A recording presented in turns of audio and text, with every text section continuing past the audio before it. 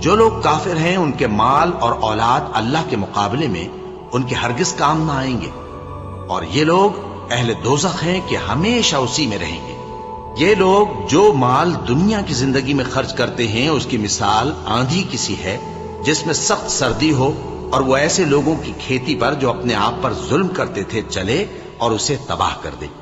اور اللہ نے ان پر کچھ ظلم نہیں کیا بلکہ یہ خود اپنے اوپر ظلم کر رہے ہیں۔ مومنوں، کسی غیر مذہب کے آدمی کو اپنا رازدار نہ بنانا۔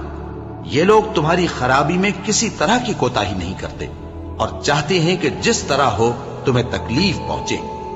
ان کی زبانوں سے تو دشمنی ظاہر ہو ہی چکی ہے، اور جو کینے ان کے سینوں میں مخفی ہیں وہ کہیں زیادہ ہیں۔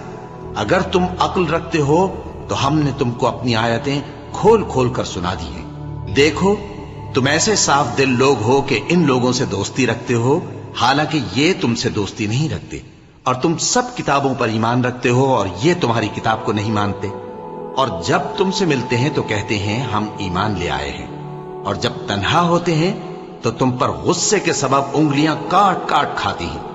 ان سے کہہ دو کہ اپنے غصے میں مر جاؤ، اللہ تمہارے دلوں کی باتوں سے خوب واقف ہے۔